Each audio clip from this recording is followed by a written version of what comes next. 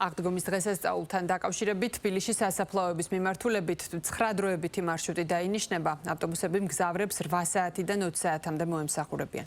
11 აპრილს გახანგრძლივებული გრაფიკით იმუშავებს თბილისის მეტროც. დედაქალაქის მერია აღდგომის დღესასწაულთან დაკავშირებით სასაფლაოების დასუფთავების სამუშაოებსაც ახორციელებს.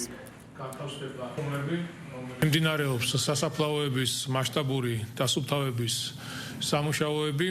ჩვენთვის პრიორიტეტულია, რომ სასაფლაოები და მათთან მისასვლელი გზები იყოს მაქსიმალურად მოწესრიგებული. დაწესდება ავტობუსების 9 დროებითი მარშრუტი.